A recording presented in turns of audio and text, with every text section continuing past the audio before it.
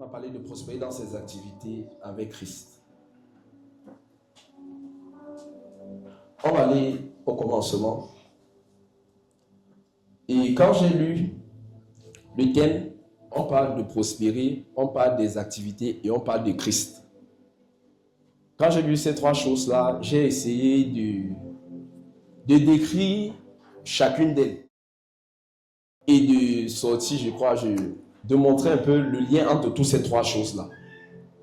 Donc, premièrement, on va parler, activité, c'est le travail. Quand on dit prospérer dans ses activités, ça parle du travail. On va aller voir, on va commencer dans Genèse. Premièrement, il faudrait que nous le sachions. Aide-moi à dire à ton voisin que le travail n'est pas une malédiction. Le travail n'est pas une malédiction. Le travail est spirituel. Le travail est spirituel. Voilà. C'est d'entrée de jeu. C'est ce qu'il faut qu'on sache. Parce que beaucoup se disent que c'est une malédiction de travailler. Le travail n'a pas commencé avec l'entrée du péché dans le monde. Amen. Le travail, c'est quelque chose qui a toujours existé. Que Dieu est la première personne qui a travaillé, c'était Dieu. Amen. Et dans le travail de Dieu, quand on dit que Dieu travaille, ce que Dieu a fait, le travail que Dieu a fait, en premier, c'est ce qu'on appelle la création. Lorsque Dieu était en train de créer l'univers, il était en train de travailler. Donc la première personne même qui a travaillé dans l'humanité, c'est Dieu lui-même. Dieu, c'est un travailleur. Et lorsque un homme ne travaille pas, ça veut dire qu'il n'est pas en train de manifester la nature de Dieu qui est en lui. Parce que c'est la nature de Dieu.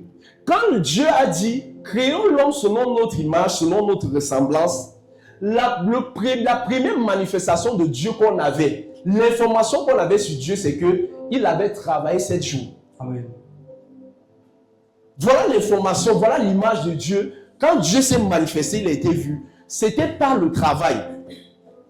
Et lorsqu'il a dit, alors créons l'homme, il a parlé à lui-même. Il a dit, créons l'homme selon notre image, selon notre ressemblance. Ça veut dire qu'en l'homme, la première chose qu'on devait voir, c'était la manifestation du travail. Premièrement. Donc, on va lire les Écritures. Commençons en Genèse chapitre 1, à partir du verset 1. On va parler du travail. J'ai dit, on va toucher trois choses. On a parlé prospérer avec Christ dans ses activités. Activité, là, c'est le travail. Donc, on va parler de prospérité, on va parler du travail et on va parler de Christ. On va faire le lien entre toutes ces trois choses. Genèse 1:1. Au commencement, Dieu créa les cieux et la terre. Amen. Amen. Donc, d'entrée de jeu, lorsqu'on nous présente Dieu, et il faut savoir ici que le commencement ici, ce n'est pas le commencement de Dieu. Je crois que nous le savons tous. Amen. C'est le commencement de la création des cieux et de la terre dont il est question. Parce que Dieu a toujours existé avant la création du ciel et de la terre. Amen. Et à votre information, Dieu n'habite pas au ciel. S'il vous plaît. La Bible dit que Christ a été élevé au-dessus des cieux. Il y a un endroit qui est au-dessus des cieux, c'est ça qu'on appelle l'éternité. Le trône de Dieu, là où on parle du trône de Dieu, le troisième ciel, c'est comme étudie, où le président travaille. C'est là que Dieu travaille. La Bible dit les cieux des cieux ne peuvent contenir Dieu. Dieu ne peut pas être contenu par les cieux qu'il a créés lui-même. Amen. Dieu habite dans l'éternité. Amen. Et c'était là qu'il a commencé la création. Parce qu'on dit qu'il a créé les cieux et la terre.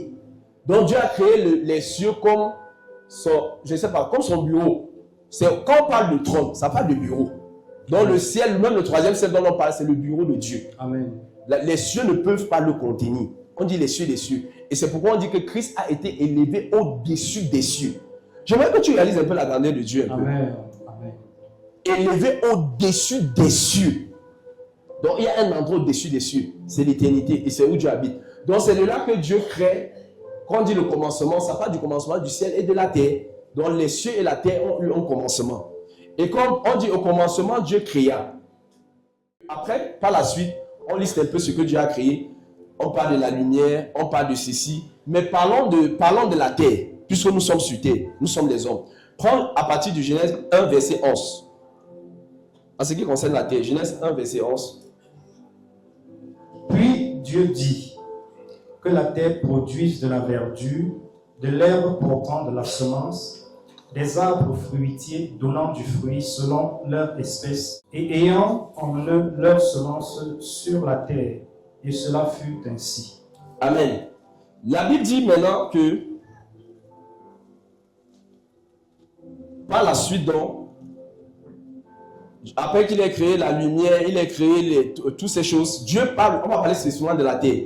Dieu dit que la terre produise de la verdure, de l'herbe portant les fruits, selon leur espèce. On dit, au verset 12, on dit bien la terre produisit de la verdure, de l'herbe portant sa semence selon son espèce et des arbres donnant du fruit et ayant en eux leur semence selon leur espèce. Dieu vit que cela était bon.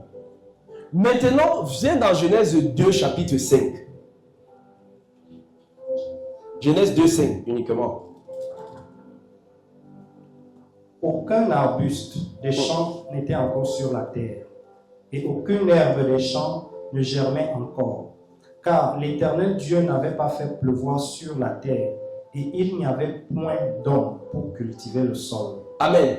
Amen. Regardez quelque chose ici qui est un peu mystérieux.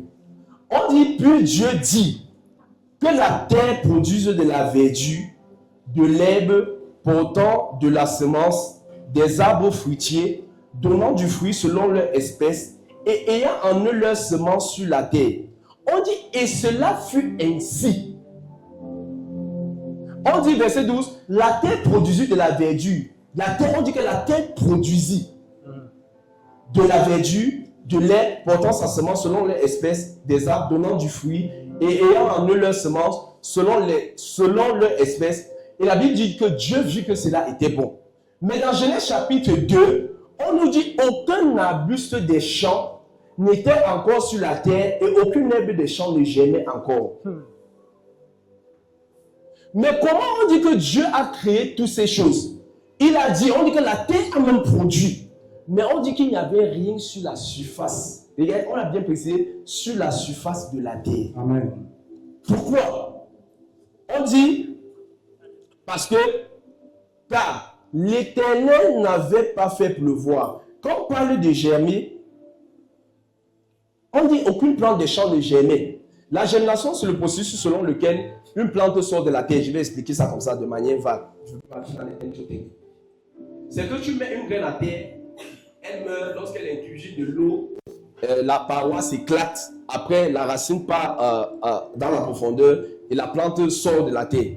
Mais on dit que Dieu avait déjà créé toutes ces choses, mais ce n'était pas encore sur la terre. Et Dieu nous dit, ça n'avait pas germé.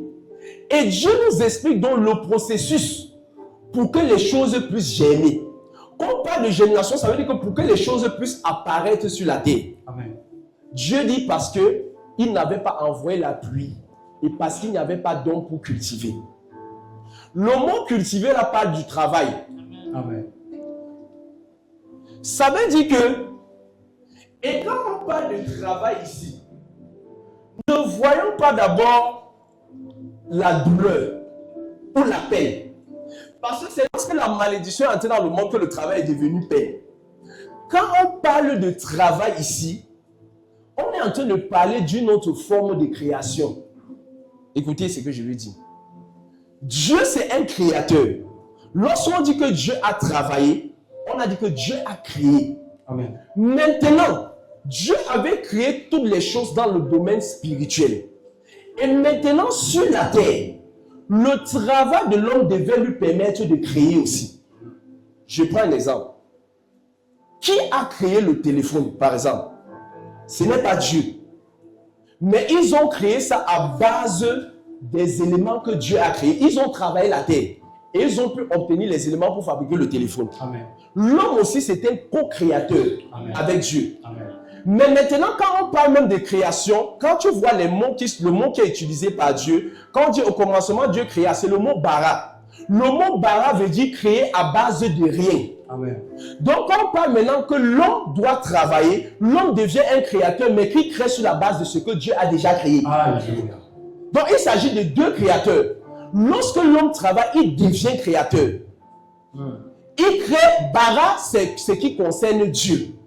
Et maintenant, pour que les choses apparaissent sur la terre, il faut que les deux conditions soient réunies.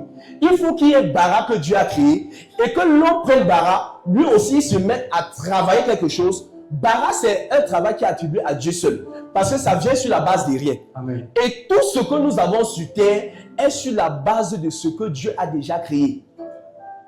Je ne sais pas si on voit. Dans le travail ici, l'homme devient créateur. On va voir que Dieu n'a jamais donné l'avion aux hommes.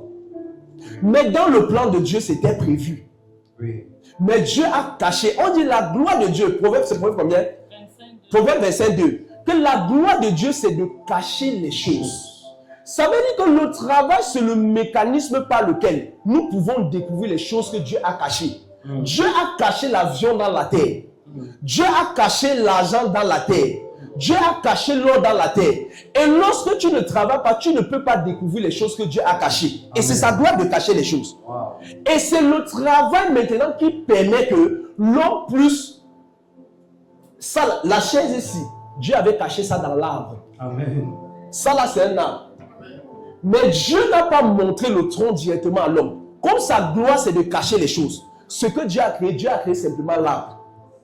Et maintenant, l'homme, par son travail, par la réflexion qu'il devait avoir, l'homme devait sortir et les tambours, il a sorti et les pupitres, Amen. il a sorti et les chaises, il a sorti les plafonds. Tu vois, mais Dieu a caché ça. C'est ça sa gloire. C'est pourquoi lorsque un homme ne travaille pas, c'est très dangereux. Dieu n'a jamais créé le riz sauce tomate.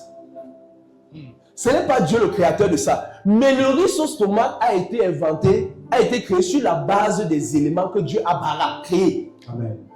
C'est maintenant par la réflexion, par le travail, que les gens se sont inspirés. Ils ont fait ci. Ils ont dit, si on prenait ci, on faisait avec ça. Donc l'homme est créateur. L'homme est créateur. Quand on parle d'ouvrir avec Dieu, c'est que tu commences aussi à créer sur la terre à ton niveau. Et pourquoi ça a été comme ça? C'est à cause, lis le Psaume 115, verset 16. Pourquoi Dieu n'a pas fait tout apparaître sur la terre?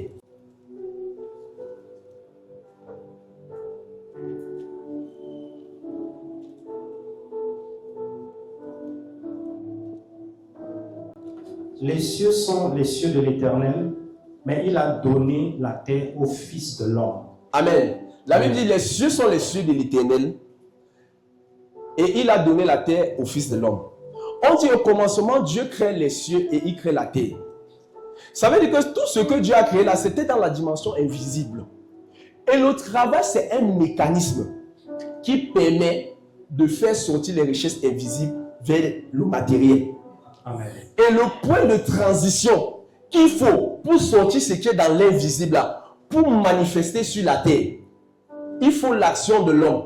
Et comme Dieu donc ne obéit toujours à ses principes, il y a des choses que Dieu ne peut pas faire sur la terre. Amen. Pourquoi? À cause de ces versets. On dit que Dieu a donné la terre aux hommes. Ça veut dire que les choses qui se passent sur terre, c'est l'homme qui doit organiser. L'homme est comme le Dieu de la terre. Quand je parle de Dieu, je crois qu'on comprend bien la définition que j'ai donnée. Oui. Il crée sur la base de ce que Dieu bara, sur la base de ce que Dieu a créé. Et quand Dieu forme l'homme, prends Genèse, il continue Genèse 2, verset 7.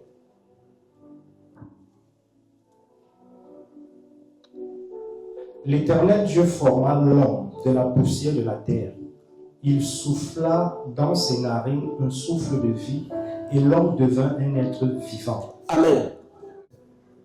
Lis Genèse 1, verset 27. Dieu créa l'homme à son image, il le créa à l'image de Dieu, il créa l'homme et la femme. Amen. On voit que Dieu a créé l'homme dans Genèse chapitre 1, verset 27 ici. On dit Dieu les a créés. Mais maintenant ici, on parle de former. On parle de former. Ça veut dire qu'en réalité, quand je parle de créer sur la terre, c'est former des choses. Amen. C'est ça aussi une forme de création. C'est former le bois pour obtenir un pupitre, par exemple. C'est aussi ça la forme de création. Et le mot former ici est traduit par le grec par le mot yatsar. Yatsar veut dire façonner, ça veut dire modeler. Ça veut dire que lorsque un homme travaille, on va prendre l'exemple du bois, comme on a beaucoup de choses en bois ici, d'objets en bois. C'est que tu prends le bois, tu yatsar le bois, tu lui donnes une forme, tu lui donnes un modèle. Et maintenant, ce modèle-là, ça peut te donner de l'argent. Amen. Ça peut te rendre riche. Amen. Voilà la source même de la richesse. c'est de commencer à créer à base de ce que Dieu a créé. Ce n'est que les éléments que Dieu a créés que les gens transforment pour devenir riches. Regardez, toute la création, c'est juste que les hommes ont eu de la réflexion, ils ont commencé à former les choses sur la base de ce que Dieu a créé. Est-ce qu'ils inventent quelque chose? C'est sur la base de ce que Dieu a créé. Et maintenant, on va voir que même les païens, même beaucoup de prophètes se sont plaints dans la Bible, que pourquoi les païens prospèrent, que comment ils sont méchants, mais ils prospèrent. Mais le problème, c'est que les païens répondent à un principe qui est le travail. Amen. Le travail ne répond pas. Le travail, c'est un principe que Dieu a établi pour amener les choses du monde spirituel sur la terre. Et toute personne qui obéit à ce principe-là, il va fructifier, il va devenir riche. Dieu obéit au principe du travail. Donc, on sait donc que ici, le travail, c'est le moyen par lequel Dieu a permis que les choses qu'il avait cachées puissent commencer à apparaître sur la terre des hommes. Donc le travail, c'est quelque chose de... C'est pour ça que je dis que le travail est tellement spirituel. Amen.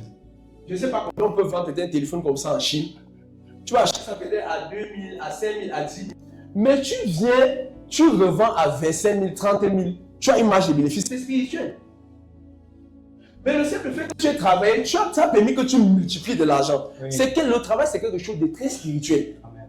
Et ce n'est pas parce que tu ne vois pas quand on met les échos, on fait ceci. Le simple processus de travail là, le simple fait de multiplier de l'argent. Parce que c'est le même article que tu as acheté. Tu as pris quelque chose, tu as agencé. Ou bien quand les mamans les filles font la couture, on prend un habit, on découpe, on coud. Mais le tissu était là simplement. C'est spirituel, ça vient de Dieu. Amen. Et maintenant, pour faire ça, il va falloir que Dieu te forme. Yatsa. Et former là peut passer, on dit yatsa là, c'est former aussi par la pression. Parce que pour qu'une graine puisse sortir de la terre, la graine n'a pas besoin que de l'eau. Amen. Je suis ingénieur agronome. La graine a besoin il y a la température, il y a l'eau qui sont très importants. Et la lumière. La lumière, c'est la principale chose. Mais on peut faire germer certaines graines à l'obscurité, frère. Ça peut germer plus facilement aussi. Parce que quand la plante est en train de... La plante va vite sortir pour chercher la lumière. C'est un phénomène que tu peux observer sur les arbres. Tu vas voir si les plantes qui sont à l'ombre, il y a un phénomène qu'on appelle l'étiolement. Tu vas voir un bananier qui est très long, mais ça ne porte pas vraiment de fruits parce qu'il est en train de chercher la lumière. C'est pourquoi il va grandir de manière anormale. Il va aller très loin en hauteur parce qu'il cherche la lumière. Mais la lumière, s'il n'y a pas la lumière, ça va mourir. Parce qu'un tel plant ne peut pas porter de fruits. Mais pour faire lever facilement certaines graines, on les met parfois à l'ombre. Même quand les plants sont encore très jeunes, on les met sur une ombrière. On revient, ce n'est pas ça notre sujet. Je disais, pour qu'une plante puisse sortir de la terre, il faut la température, c'est quelque chose de très important. Parce que c'est la température qui va actionner les mécanismes biologiques. Et maintenant, ce qu'on appelle parfois souffrance dans le travail, c'est la température. C'est la température là maintenant, lorsque ça va chauffer, ça va permettre que la plante qui a incurgité de l'eau, la coquille là va s'exploser. C'est la température qui va provoquer ce phénomène-là. Donc, il ne faut pas seulement de l'eau. C'est pourquoi donc, on peut travailler à de la difficulté. C'est la pression afin que ce que Dieu a caché dans la terre puisse sortir. Donc, la difficulté ne doit pas nous faire renoncer à ce que nous sommes en train de faire. Amen. Les difficultés, Amen. Les problèmes. Mais c'est un processus normal pour que la plante puisse sortir de la terre. Je ne sais pas si on voit. Amen. Et tu vas voir que tous ceux qui ont persévéré dans leur activité vont voir comment c'était difficile. Mais à cause de cette pression-là, c'est un processus. Et Dieu a toujours pris des choses naturelles pour nous enseigner les choses spirituelles. Amen. Afin qu'on ait la bonne compréhension.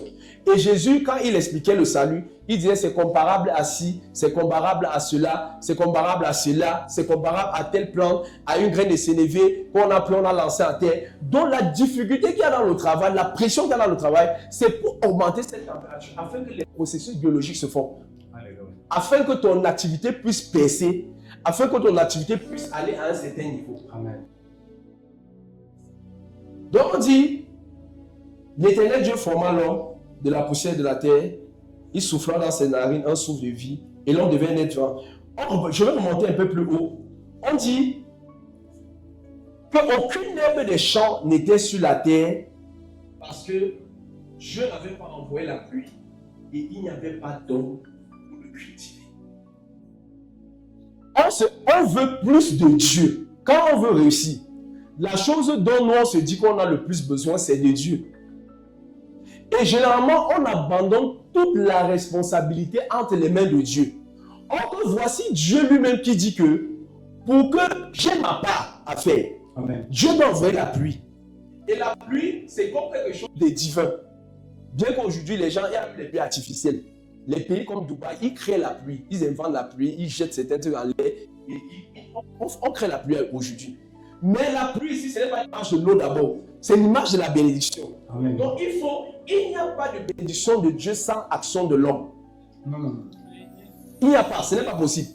Et beaucoup de personnes sont venues se réfugier dans l'œuvre de Dieu pour se dire qu'ils vont avoir de l'argent facilement. Observez toute personne qui ne se débrouille pas dans la vie, qui fait l'œuvre de Dieu, tu n'auras jamais l'argent. Et la plupart des prédicateurs qui ont abandonné, qui font l'œuvre de Dieu à temps plein, ce sont les gars qui étaient percutants dans les affaires. Oui. Dieu est plutôt venu les ralentir, s'il te plaît, pour s'aider, que non, laisse comme ça. Bon, ce n'est pas la chose des paresseux que tu vas croiser, les bons va te donner l'argent. C'est un travail plus pire. Un jour, je disais à un frère que, regardez, c'est vrai que si tu as peut-être ton mariage, une cérémonie, quelqu'un te dit que, bon, ou bien si tu as un problème, quelqu'un te dit que, bon, quelqu'un peut te donner 200 000 par rapport à ton problème. Et une autre personne, tu lui dis que non, il faut que chaque jour à 3 heures, on prie pour ce problème-là pendant 1 an. Entre aider quelqu'un à hauteur de 500 000 et prier pendant 1 an avec quelqu'un chaque jour à 3 heures, qu'est-ce qui est plus difficile? Donc, si tu viens faire le de Dieu, croyant que c'est la paresse, que tu vas gagner l'argent facilement, tu es mort. L'œuvre de Dieu demande plus de discipline. Parce que vous savez pourquoi c'est dangereux? Parce qu'il n'y a pas quelqu'un qui te suivait. Et tu vois qu'il y a une discipline que tu ne peux pas avoir si tu ne travailles pas et vous dis la vérité. Tu vas toujours croire que j'ai le temps. Tu vas te lever, au lieu de te lever le matin à 5 heures, tu pries. Tu ne vas pas prier à l'heure là. Ceux qui travaillent sont plus disciplinés dans les choses de Dieu que ceux qui ne travaillent pas. Parce que quand tu ne travailles pas, tu as tellement le temps. Tu dis que je me lève à 5 heures, j'ai quelle pression? Je me lève plutôt à 8 heures. À 8 heures, tu prends TikTok, non? Tu fais à 12 heures, je vais engager à 12 heures. À 12 heures, tu descends à Facebook. Et maintenant, quand tu travailles, tu sais que je suis obligé. Et vous voyez les excuses qu'on a par rapport aux choses de Dieu. Je vous assure, c'est dans le travail que Dieu va nous donner cette attitude. Le travail ne connaît pas je suis fatigué. Le travail ne connaît pas j'étais à la veille de prière. Le travail ne connaît pas ça. Le fait de Dieu qui te voit ici la veille, il va au travail et comme son travail est ici, il a le choix. Tu finis. Mais celui qui ne travaille pas, non, c'est légitime qu'il dorme après veille de prière 10 heures. Mais quand tu travailles, et maintenant, c'est ces aptitudes-là que tu vas avoir. Un jour, Dieu va te dire que bon, c'est maintenant me servir à temps plein. Parce que tu auras emmagasiné certaines aptitudes. Quand tu seras libre à la maison, tu vas comprendre qu'à 3 heures, je dois me réveiller. Et comme tu es obligé pendant 15 ans, 20 ans, de te réveiller à 3 heures, ça va devenir naturel. Et c'est le travail qui doit donner cette aptitude-là. Amen. Le moment où si à la vie, est-ce que sa patronne gère qu'elle est à la vie? Sa patronne ne gère pas ça. Et du coup, c'est pourquoi je dis que le travail est très très spirituel. Amen. C'est tellement spirituel de travailler. Je dis peu importe. Parce que la première chose de le travail, ça va t'enseigner la discipline par rapport aux choses de Dieu. Amen. Ça va t'enseigner que quand on finit la veille, on ne va pas seulement dormir. Ça va t'enseigner beaucoup, tellement de vertus. Et non seulement ça t'enseigne les vertus, mais on dit aussi que, ça veut dire quoi? Que si on ne travaille pas, quand je dis travailler, c'est à tout. Que ce soit de travail dans l'œuvre de Dieu, il y a des plans de Dieu qui ne vont pas s'accomplir sur la terre. Vous voyez, à chaque fois qu'il y a des nouvelles créations, des nouvelles inventions, ce n'est pas les inventions en tant que telles, ce sont des découvertes. Oui. Les gens ont découvert ce que Dieu avait déjà disposé. Et vous êtes d'accord avec moi que si la création t'attend seulement toi, ils vont mourir avec la découverte là. Maintenant, vous voyez que si les hommes vivaient depuis toutes ces années sans la lumière, est-ce que les gens, vous voyez comment on accuse Dieu, non? Oh, on vit dans le noir, on vit dans le noir. Alors que si un homme s'est mis à travailler, il a découvert le prisme de la lumière. Aujourd'hui, le prisme de la lumière, c'est ça qui sert à faire tellement de choses. C'est ça qu'on utilise pour les ondes, dans le domaine de Sébastien. C'est grâce à tous ces prismes de la lumière-là qu'on peut découvrir aujourd'hui ce qu'il y a dans le corps de quelqu'un. C'est ça qu'on utilise dans les aéroports, les scanners, on peut voir ce qu'il y a dans ton corps. Bon, si les gens n'avaient pas travaillé, les gens devaient mourir des problèmes, mourir de certaines choses, et ils devaient accuser Dieu. Pourtant, Dieu avait déjà tout disposé ça dans l'univers. Wow. Et vous voyez comment on accuse Dieu. Moi, le premier parfois. Je suis convaincu d'une chose. Ce n'est pas que, vous savez, je peux prêcher quelque chose, même si tu ne le dis pas, mais tu as la conviction dans ta tête. Tu as l'assurance. Je suis convaincu que tout ce que nous avons besoin est autour de nous. Amen. Quand Agar, et regardez l'histoire d'Agar, la Bible dit qu'Agar était dans le désert, il était en train de pleurer. Il n'y avait pas d'eau.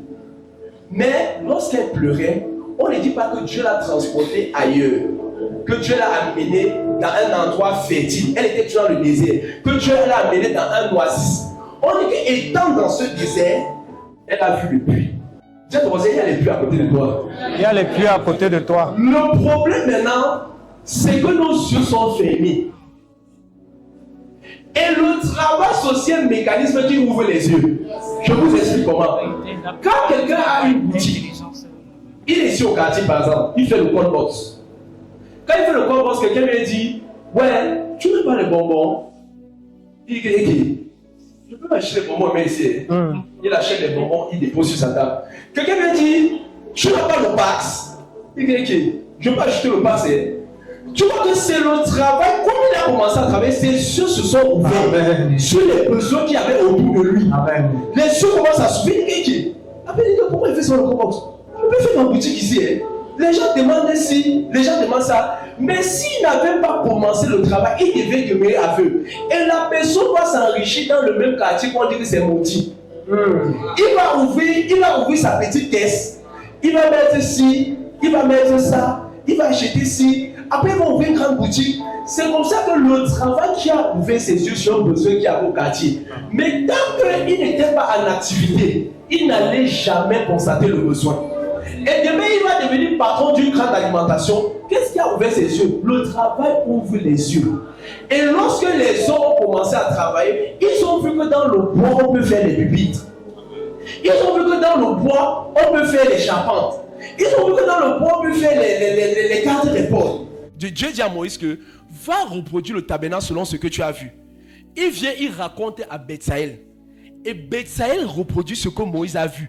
Tu ne peux pas concevoir quelque chose dans ton esprit que tu n'as pas vu. Et maintenant, par le travail, Dieu nous donne des visions. Dieu commence à te faire comprendre que si tu commences à vendre ça dans tel quartier, Amen. Tu vas voir que ça va passer. Amen. Et si tu as les bras croisés, tu vas te dire ajoute à ça telle chose. Peut-être tu vois le pain avec les œufs, tu dis ajoute le saucisson. Ajoute. Mais si tu ne faisais pas ça, tes yeux vont rester fermés. Wow. Beaucoup ont découvert même ce à quoi Dieu les appelait. Simplement parce qu'ils étaient en train de faire quelque chose qui n'avait même rien à voir. Amen. Mais Dieu a caché ça dans le travail là. J'ai un ami, il est en Italie aujourd'hui. J'ai fréquenté avec lui au lycée. Il travaillait comme les étudiants, quand il était étudiant, il travaillait, les plombiers, donc il aidait les génies civils, les manœuvres, non? Et pendant qu'un jour il était en train de travailler ici à Obili, il avait ses diplômes, abattu par la vie.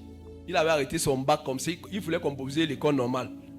Et la patronne du chantier, la dame a un gros immeuble ici à Bonas, vers Obili là-bas. La patronne était derrière lui. Elle regardait, elle était en train d'observer.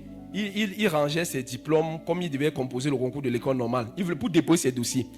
La dame lui dit que, mais, mon fils, donc tu as fréquenté, comme elle le voyait faire la plomberie, non? Il dit que oui, la mère, que j'ai fréquenté, il veut me comme ça faire tel concours. La maman, comme elle avait un immeuble qu'elle était en train de construire, elle lui a offert une dépendance derrière. Elle lui a offert une maison gratuitement. Et aujourd'hui, peu de temps après, quand on a construit la maison, elle lui a confié tous les marchés de sa maison. Donc c'est lui qui cherche le technicien pour faire telle chose, c'est lui qui fait tout. Jusqu'au loyer, des millions de francs de loyer, c'est un gros immeuble. C'est lui qui reçoit. La maman est seule au pays avec son mari, tous ses enfants sont à l'étranger. Donc elle part en Europe comme ça, elle fait des années, des mois et des mois.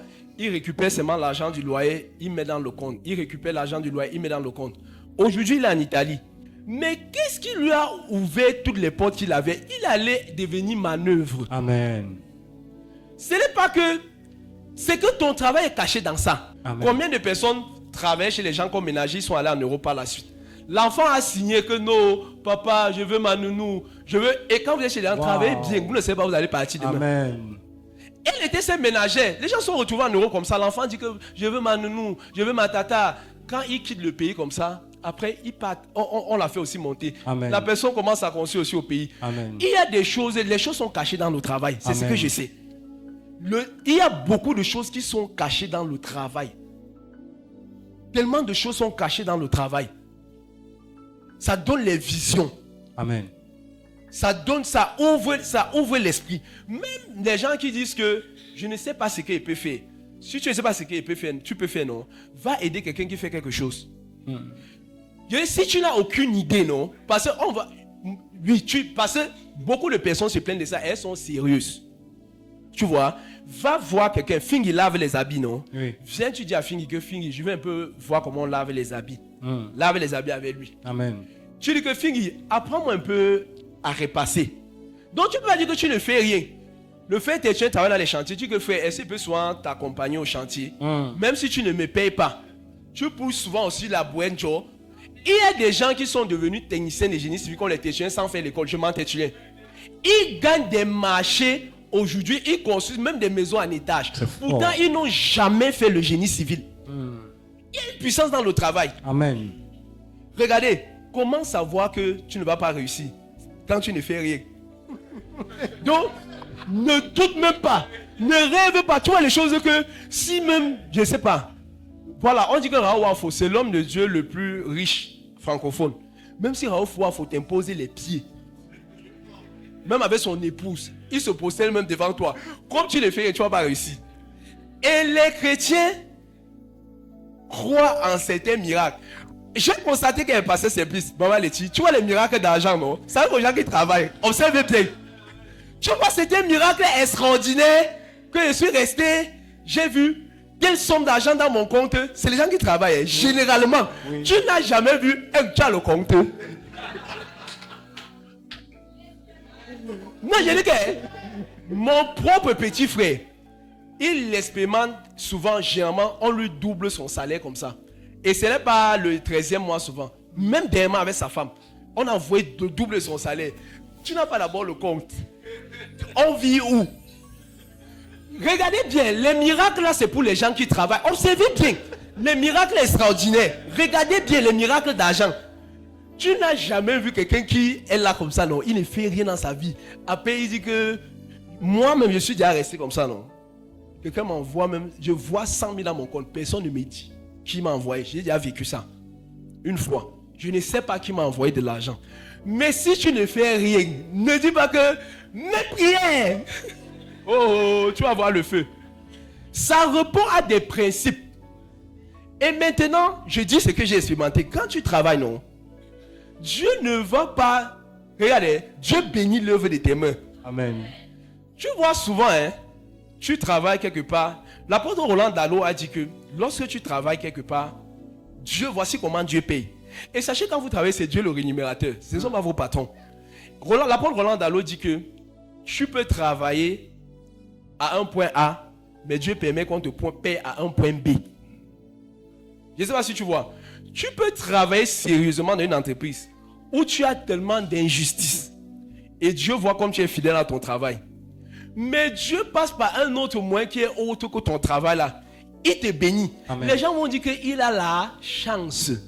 Non, c'est parce qu'il travaille quelque part de manière sérieuse que Dieu, comme Dieu maintenant pour payer, il n'a pas besoin de vos protocoles humains. Dieu passe par une autre moyen, on le bénit. Amen. Oh, tu vois quelqu'un que on l'a béni comme ça. Dieu est en train de payer son travail. Oh.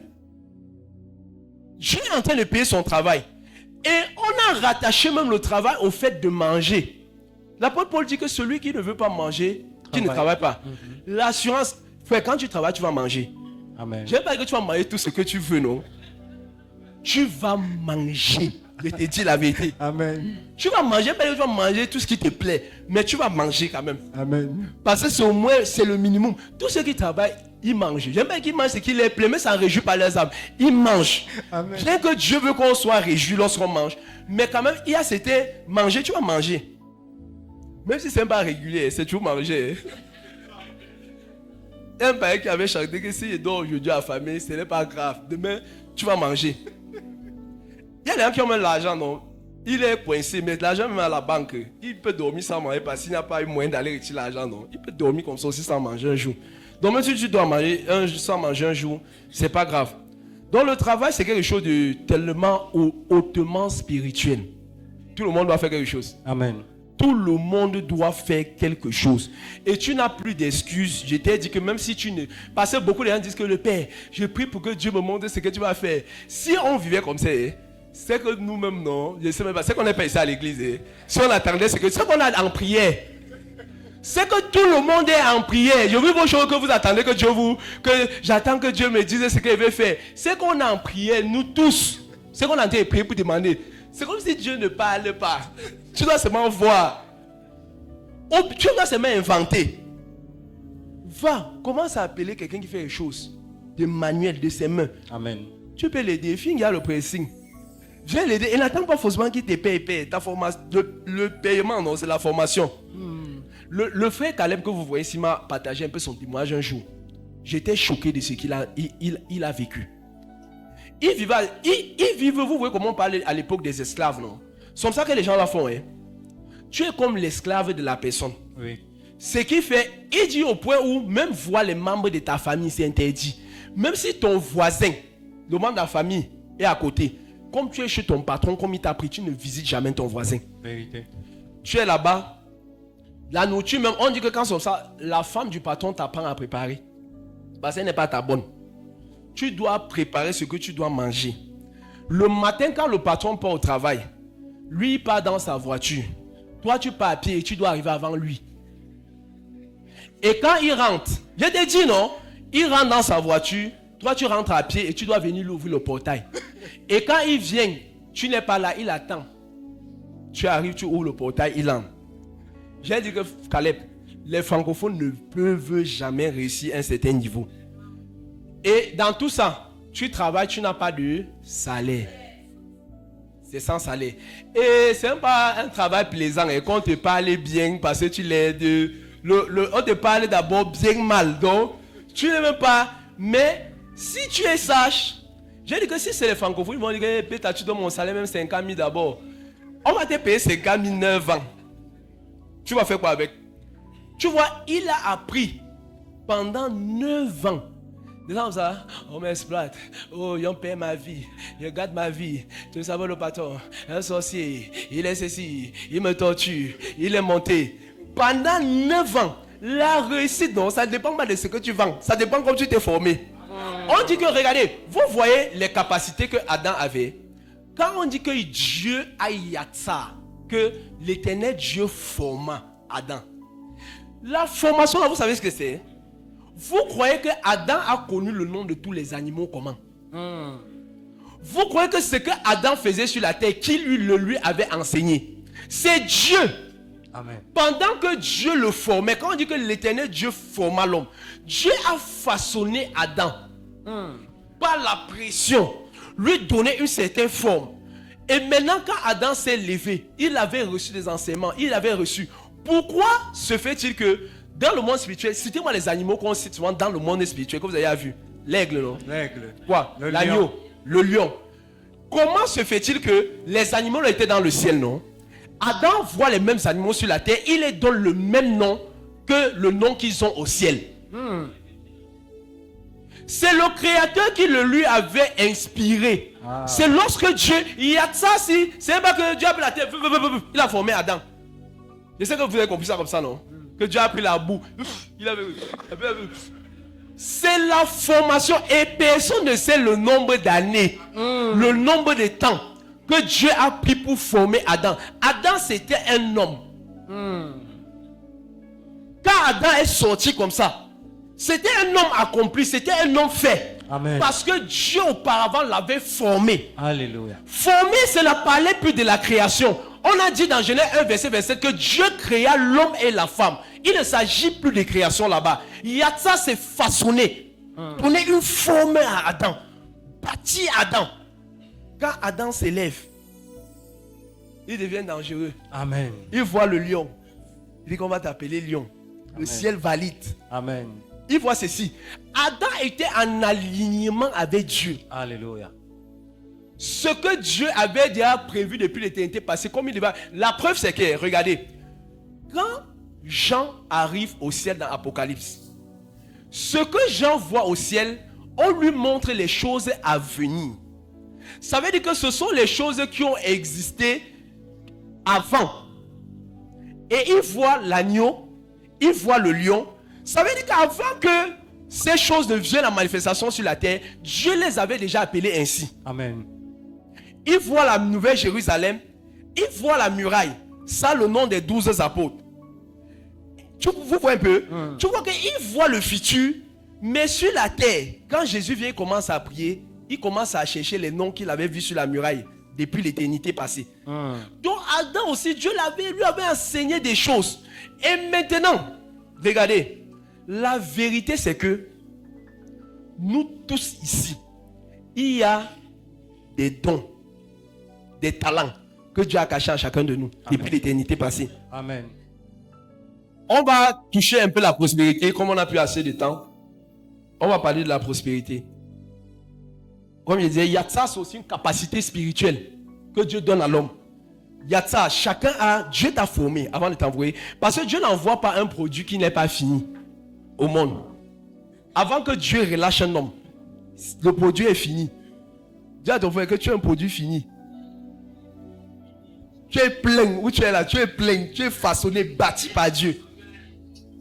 On va toucher un peu la prospérité. Dans la Bible, lorsqu'on parle maintenant de prospérité, la prospérité est rattachée aux esprits. La prospérité, lorsque un homme prospère, si tu prospères, c'est un esprit qui va être vu. La prospérité est rattachée aux esprits. Donc maintenant dans le travail, on ne doit pas seulement travailler pour travailler. Parce que par ton travail, tu peux manger. Par ton travail, tu peux construire une maison. Mais Dieu veut, je crois que c'est même le but du message, que nous soyons prospères. Amen. Parce que la prospérité va révéler un esprit avec lequel nous travaillons et nous allons présenter cet esprit au monde. Amen. Qu'est-ce que les occultistes font? Ils prospèrent d'une manière inexplicable. Et lorsque tu t'approches d'eux pour dire que comment vous avez fait ça, ils vont te présenter un esprit. Est-ce qu'on comprend ce que je suis en train de dire? La prospérité maintenant permet à ce que Dieu soit révélé. Le travail seul ne révèle pas Dieu. Le travail de fonctionnaire, ça ne révèle pas Dieu. Ça peut révéler Dieu à tes collègues. Si Photo Victor, par exemple, avait été un homme de Dieu puissant, il serait très puissant à cause de la prospérité financière qu'il avait. Il aurait gagné beaucoup d'hommes à cause aussi de sa prospérité financière. Oui. Il devait inspirer beaucoup d'hommes d'affaires. Vous savez, il y a dans des grands milieux, par exemple, des grands milieux partout, jusqu'aux hautes sphères de l'État. Quand un homme atteint certaines dimensions et qu'il craint Dieu, on va tout faire pour le déstabiliser, pour le renverser ou pour le mettre à côté. Parce que je ne suis pas sûr que le plus riche du monde, quand on sait, vous savez ce que les médias nous présentent, c'est ce qu'ils veulent qu'on voit. On ne peut pas présenter un jour facilement un chrétien comme le plus riche du monde. Il serait difficile. Parce que si on le présente comme le plus riche du monde, on est en train de présenter un esprit aux gens. Et maintenant, quand les gens présentent un esprit par la prospérité, les gens vont faire donc allégeance à cet esprit. Oui. Regardez les stars, les musiciens. Tous ils ont fait alliance avec des esprits. Lorsque tu vas venir pour être star comme eux, ils vont te présenter l'esprit là. Oui. Et maintenant, si Christ nous rend prospères, automatiquement, c'est Christ qu'on va présenter aux gens. Oui. Donc la prospérité est toujours attachée à un esprit. Et la prospérité, tu n'as pas besoin de dire. lorsque tu commences à prospérer, automatiquement les gens ne te voient pas, ils voient un esprit. La preuve, qui ici quand il était petit voyait les riches, il disait qu'ils sont sorciers. Voilà. Vous voyez que quand vous avez vu sa prospérité, vous ne l'avez plus vu lui. Quand vous parlez de sorcier, vous parlez d'un esprit. Vous savez que si je dois marcher avec le type-ci, sinon il va me faire commencer à marcher avec tel type d'esprit. Sinon c'est tel esprit qui va commencer à marcher avec moi. Vous voyez que c'est capital que les chrétiens prospèrent. Parce que si on est satisfait, le travail peut te satisfaire. Tu as une belle maison, tu as ta femme, tu as tes enfants, tu as même 2 maisons, même 3. Mais si tu n'es pas prospère, les gens ne vont pas voir l'esprit qui t'accompagne. Il ne va pas être visible. D'où maintenant, chercher à vouloir s'en sortir dans la vie, c'est ne pas vouloir aussi présenter Christ aux gens. Parce qu'il faut dire que où tu ne peux pas parler, ta richesse parle pour toi. Prenons un texte. Vous savez, Genèse chapitre 39. Je vais expliquer, je vais vous montrer comment la prospérité a parlé pour un homme. Ta prospérité peut prêcher l'évangile aux gens. Je vais vous montrer les Écritures. Ta prospérité peut faire les gens disent que Dieu est avec toi. Oui. Donc les gens vont discuter au quartier, non? Ils vont dire que gars, j'avais le type-ci. Vous n'avez jamais suivi les commentaires là? Genèse chapitre 39. Attendez.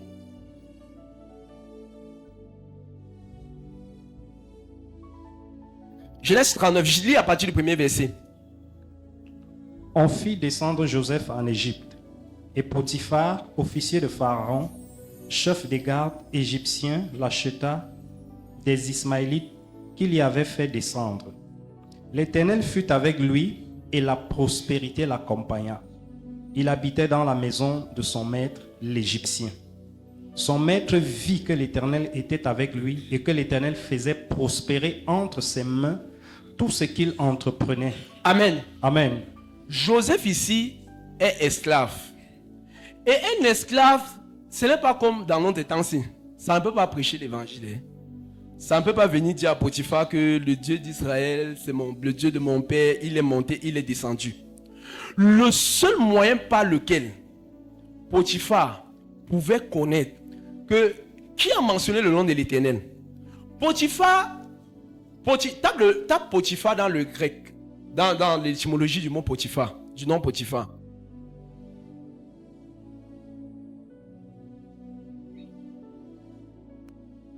C'est quel verset? Verset 1 même. Verset 1.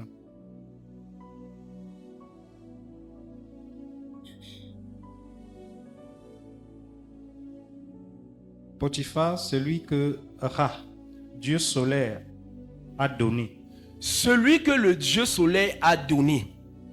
Voilà le nom de Potiphar. Le nom de Potiphar veut dire celui que le Dieu soleil a donné. Lis maintenant la phrase en remplaçant Potiphar par celui que le Dieu soleil a donné. On fit descendre Joseph en Égypte, et celui que le soleil a donné, officier de Pharaon, c'est ça? Oui, vas-y. Chef des gardes égyptiens, l'acheta des Ismaélites qu'il y avait fait descendre. Amen. On voit que celui que le soleil a donné, non? Lui-même, il a respecté, comme on dit au quartier, que celui-ci, Dieu avait lui. C'est pour dire quoi? Les hommes qui marchent avec certaines entités, qui marchent avec certains esprits, le soleil ici, les Égyptiens adoraient le Dieu soleil. Oui. Ils vont connaître que Dieu est avec toi, pas par les miracles d'abord, parce que les magiciens de Pharaon faisaient les miracles. Potiphar était habitué à voir des miracles. On dit qu'il est même le fils du Dieu soleil. On dit que c'est celui que le Dieu soleil a donné. Et généralement, même dans nos vies chrétiennes, il y a un niveau de miracle qu'on ne fait pas, mais qu'on voit chez les occultistes. Il y a un niveau de miracle que les chrétiens, on ne voit pas au milieu chrétien, mais qu'on voit chez les sorciers, chez certains chrétiens. Maintenant, ici, Potiphar est le fils du Dieu soleil. Potiphar a vu les magiciens transformer le bâton en serpent. Ils connaissent, parce que quand Moïse est venu faire ça, ça veut dire que c'était leur culture. Ils pouvaient changer l'eau ensemble. Maintenant, ce qui devait marquer la différence, c'était la manière avec laquelle Joseph devait prospérer. Et quand Potiphar, on dit que Potiphar a vu, il n'a pas dit que, il n'a pas parlé de Joseph, il a parlé de son Dieu. Amen. Il a dit que le type-ci, il n'a pas vu Joseph. Donc on voit que la prospérité a été rattachée à l'esprit. Il a vu l'esprit qui agissait au travers de Joseph. Il a dit que nous, on travaille avec le Dieu soleil. On prospère. Et les Égyptiens étaient très prospères. Les Égyptiens, je crois, ils étaient comme la première puissance mondiale. Mais tu vois, malgré leur prospérité, il a vu quelque chose en Joseph. Amen. Il a vu un type de prospérité. Il a commencé à craindre le Dieu de Joseph. Amen. À cause de la prospérité. Nous tous ici, non? Il y a un niveau d'argent que si tu as, tu vas soumettre toute ta famille, père. Les choses que tu expliques, le porteur ne parle pas d'abord fort. Tu dois te battre pour écouter ce que le porteur dit. Sinon, il va se fâcher. Vous n'avez pas fait le dehors. Tu sois avec le porteur, il met les biens. Le porteur ne parle pas fort. Tu dois te battre pour comprendre. Et tu ne dois pas être énervé. Frère, ne voyons pas la prospérité comme un moyen pour se vanter. Comme un moyen, c'est un moyen pour présenter Dieu. Et maintenant, toute personne qui est prospère et on ne voit pas son Dieu, ce n'est pas la prospérité selon Dieu. Être riche ne veut pas dire que tu es prospère. Quel est l'impact de ta richesse? Je vous dis la vérité. Et beaucoup maintenant vont se dire que comme j'ai les biens matériels, regarde, un frère peut être plus pauvre que toi en assemblée. Mais à cause de l'impact qu'il a, toi tu as plus d'argent que lui, tu n'es pas prospère. Parce qu'il gagne les âmes. Toi qui as l'argent, quelles sont les âmes que tu gagnes? Tu n'es pas prospère. Et le Père a dit que je veux que tu prospères, qu'on prospère l'état de ton âme. Ça veut dire que peut-être ton âme n'est pas prospère. Être riche ne veut pas dire prospère. Et maintenant, on ne parle pas aussi de prospère. Ce n'est pas dissocié aussi à la richesse. Je ne sais pas si on voit. Amen. Quand tu es riche, ta richesse, pourquoi on n'a pas vu Dieu en ta richesse? On a vu peut-être l'orgueil. Ton orgueil peut, dans ta richesse, non, quand les gens te voient, c'est l'orgueil qu'ils voient. On ne voit pas un esprit. Et pour qu'on puisse voir l'esprit dans ta richesse, c'est ton humilité.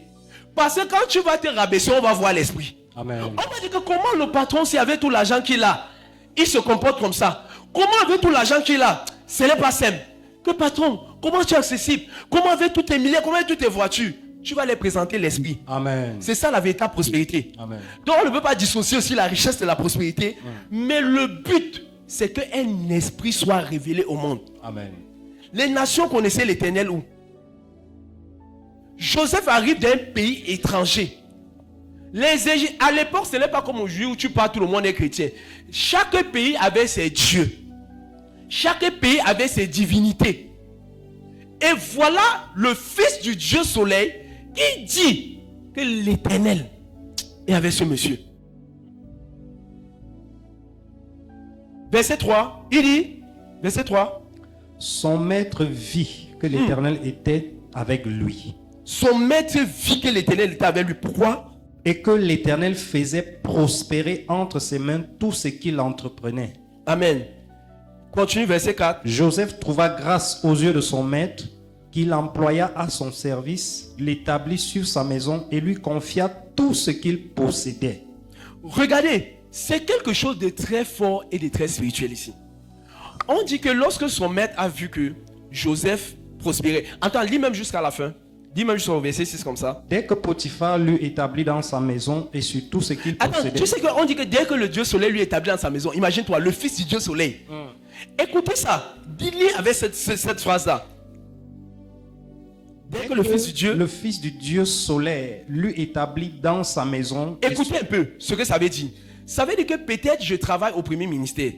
Je suis peut-être secrétaire, après le premier ministre c'est moi. Et le premier ministre me confie tout le ministère. Qu'est-ce que je vais faire au ministère? Comprenez bien, à cause de sa prospérité, Potiphar lui confie toute sa maison. Ça veut dire qu'automatiquement Joseph va commencer à enseigner certaines valeurs. Amen. C'est Joseph maintenant qui décide. Parce que si on a confié le premier ministère, par exemple, on a confié le premier ministère à un homosexuel. On dit qu'il a tellement prospéré. Le premier ministre dit, maintenant tout, c'est le type-ci qui gère. Pour entrer au ministère, On va casser maintenant ton derrière. Maintenant, la prospérité de Joseph l'a élevé à un niveau où on lui a confié toute la maison de Pharaon. Et quelque part, continue plus bas. L'Éternel bénit la maison de l'Égyptien à cause de Joseph.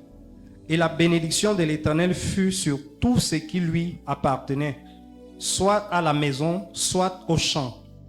Il abandonna aux mains de Joseph tout ce qui lui appartenait, et il n'avait avec lui d'autre soin que celui de prendre sa nourriture. Or, Joseph était beau de taille et beau de figure. Amen. Après ces choses... C'est bon. On dit que il a tout abandonné entre les mains de Joseph. Ça veut dire que Joseph va établir la justice de Dieu là-bas. On dit qu'il ne prenait plus, il ne cherchait plus à rien savoir. Écoutez bien les détails. Amen. Donc, Potiphar ne voulait plus savoir comment se comportent les ouvriers, est-ce que tel a été payé. Ça veut dire que la justice va commencer à régner. Amen. Je ne sais pas si vous voyez comment la prospérité peut amener l'évangile quelque part. Amen. Si on te confie toute une entreprise, mais tu vas révaler. On dit qu'il ne prenait pas, il ne voulait rien savoir, à part sa nourriture sur la table. Ça veut dire que si les gens étaient mal payés dans leur travail, il pouvait dire boss. Le boss ne veut même pas d'abord savoir. Si tu veux changer les salaires des gens, change.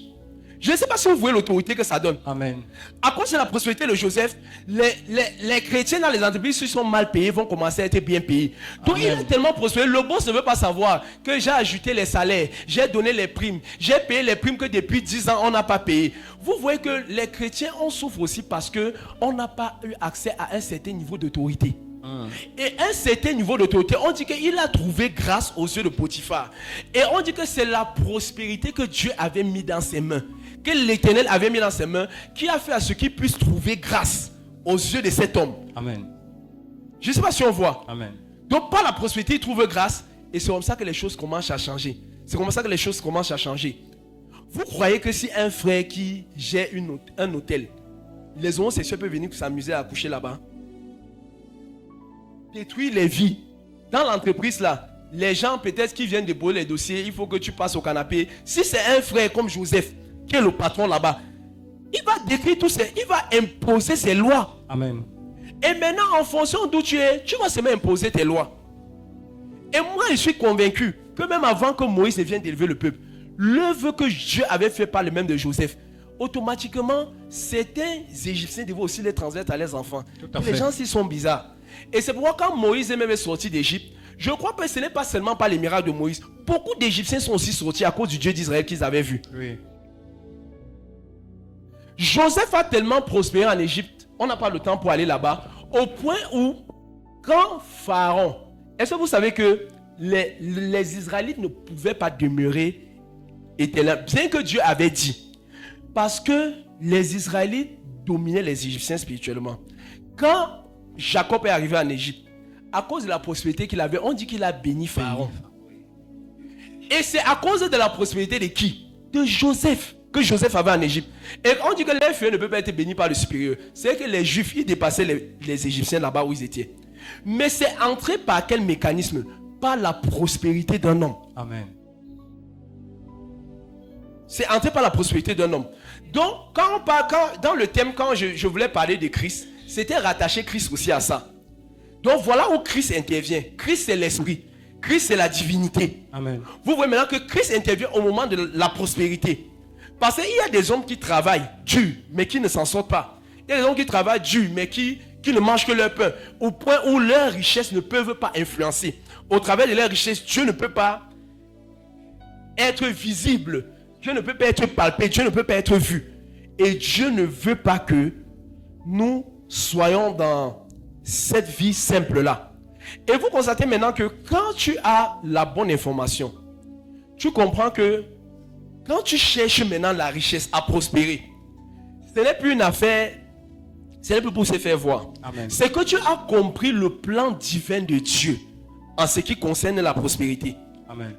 Tu as compris que ça, c'est le canal par lequel tout le service va être touché. Ça, c'est le moyen par lequel toute ma famille, à cause de ta prospérité, tu peux donner les ordres. Tu deviens le grand frère, le premier-né. L'argent rend premier-né. Hein? C'est toi qui deviens le premier-né à la maison. C'est toi qui décides. tout ce qui se fait, tout ce qui se dit, comment on doit gérer, comment on doit faire un certain nombre de choses. Et le Père a parlé de dunamis l'autre jour. On a dit que le dunamis, c'est l'influence par les richesses. C'est l'influence par les richesses. Regardons d'autres textes. 1 Chroniques 22, verset 11. Maintenant, mon fils, que l'Éternel soit avec toi, afin que tu prospères et que tu bâtisses la maison de l'Éternel, ton Dieu, comme il a déclaré à ton égard. Je vais lire dans la version BJC. Il dit, maintenant donc mon fils, Yahweh sera avec toi et tu prospéreras. Tu bâtiras la maison de Yahweh, ton Dieu, ainsi qu'il a déclaré à ton égard. On voit que la prospérité est rattachée toujours à l'esprit.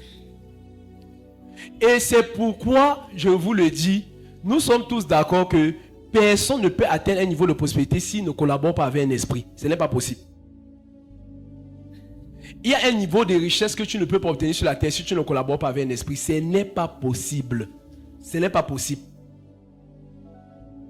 Et nous, l'avantage, c'est que nous sommes... Donc, ce que les gens disent que, lui, certains riches là, ils ont fait des choses bizarres. Et s'il vous plaît, quand il parle de prospérer, ce n'est pas manger 3 fois par jour, s'il vous plaît. Ce n'est pas l'histoire de manger 3 fois par jour. Je parle d'une influence.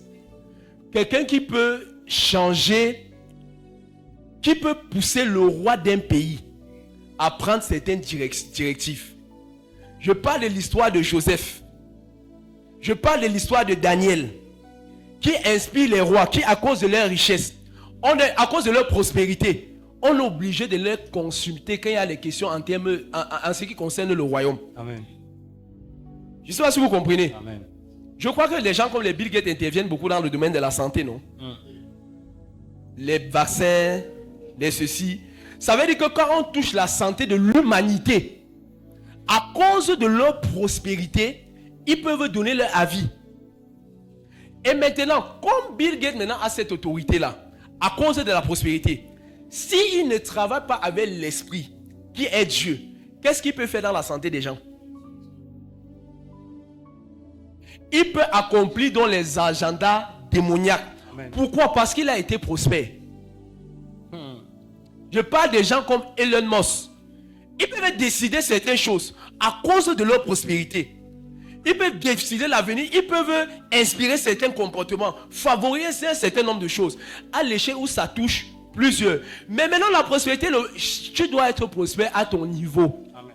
Et Dieu ne va pas donner la sphère de Bill Gates à tout le monde. Mais déjà, dans le petit niveau où tu es, tu dois prospérer afin que là-bas, c'est toi qui décides. Amen. Afin que là-bas, c'est toi qui influences. Ça commence au niveau de ta famille. Après, ça peut aller au niveau de ton quartier. Tu peux avoir un quartier, tellement tu donnes le riz aux gens que tous les gens qui veulent tuer les gens viennent d'abord te dire que le père, celui-ci a dit que il va faire. Donc tu as un niveau d'autorité dans le quartier. Amen. À cause de ta prospérité. Amen. Et maintenant, on te voit différemment. On dit que voici le plus riche du quartier. Mais quand il y a les travaux, c'est lui qui vient faire. Sa femme parle bien aux gens. Vous savez que c'est toutes les femmes des hommes riches là. Elles sont souvent bizarres. On dit que sa femme... Le père, lui, il est même souvent là. On va dire que sa femme, la femme de l'homme là, et tu dois avoir aussi une bonne femme qui ne parle pas mal aux gens. Amen. Que quand on vient puiser l'eau, tu mets un forage dehors, non? Maintenant, si tu mets le poison dans l'eau, si tu es méchant, tu vas mettre le poison dans le forage, non? Je ne sais pas si on voit. Tu peux détruire tout un quartier à cause de ta prospérité. Oui. Comme tu peux aider aussi tout un quartier à cause de ta prospérité. Amen. On va dire que le type nous donne l'eau au quartier. Quand tu vas parler de Jésus, non? La mère là, c'est que c'est grâce à ton eau qu'elle prépare. Tu vas prendre ton baf. Elle va vouloir servir ton Dieu. Je vous dis la vérité. Et ça va être à cause de ta prospérité. Et que le type dit, papa, sans lui, elles sont dans l'eau au quartier. Quand tu construis, il vient comme ça, il te farote. Comme le voisin d'un frère ici. Tu sais ce que ça peut faire? Même un jeune se construit dans ton quartier. Mais jeune homme, pourquoi tu ne mets pas la barrière une fois? Tu dis que le père dit que non, fais le défi de la barrière, tu viens. Quand il tape le défi de la barrière, tu payes. Tu ne lui prêches pas. Tu dis que dimanche, chaque dimanche, on a un programme là à l'église que le père va venir. Le père va venir. C'est ça. Il vient, on parle de connaissance. Vous voyez que même si vous n'êtes pas prédicateur, non? Oui. À cause de ça, ce n'est pas seulement le prédicateur seul qui a gagné cette âme. C'est aussi ta prospérité. Vous, le pasteur, il est venu, le pasteur a donné les paroles de connaissance, lui, il était sauvé. Ne vois pas que c'est le pasteur qui l'a sauvé. Si tu n'avais pas été prospère, si tu n'avais pas construit ta barrière, il n'allait pas venir à l'église, le pasteur n'allait pas prophétiser sur lui, il n'allait pas donner sa vie à Jésus. C'est ça. C'est aussi ta prospérité. Donc quand les âmes sont gagnées, ce ne sont pas les âmes du pasteur, c'est nos âmes, nous tous. Amen. Qui l'a invité? Nous on demande souvent qui t'a invité. Oui. Bon, si tu ne l'avais pas invité, et il y a les gens que tu ne peux pas les inviter à l'église si tu n'as pas un peu. Ah oui. On m'a parlé d'une femme qui est venue ici un dimanche passé. Elle fait le commerce. On dit que les sœurs lui ont dit que, elle a dit que je ne peux pas venir le dimanche parce que je vends. Les sœurs ont dit qu'on va te donner peut-être même plus de ce que tu gagnes la journée. Viens à l'église. Les sœurs sont venues à l'église, on l'a ramassé. Maintenant, si les sœurs n'avaient pas eu les moyens, vous voyez que tout ça est intervenu dans la chaîne. Amen. Tu ne vas pas te glorifier toi le pasteur que non, il a tapé les ceci. C'était toute la chaîne à cause de ta prospérité aussi. Cette âme a été gagnée à Christ. Amen. Donc c'est tout un mécanisme. Pas ta prospérité, pas même ta prospérité. Tu peux permettre qu'on prêche l'évangile dans les zones où il n'y a pas les moyens pour aller. Oui. C'est ce que ta prospérité peut faire. Ta prospérité peut propulser l'évangile. Imagine, vous si on n'avait pas l'argent pour acheter une caméra, pour aller sur les réseaux sociaux. Combien de personnes sont touchées aujourd'hui par les réseaux sociaux? Mais tu vois que c'est la prospérité de quelqu'un qui a permis qu'il puisse acheter une caméra afin que l'évangile soit diffusé. Amen. Donc il est capital que nous soyons prospères. Amen.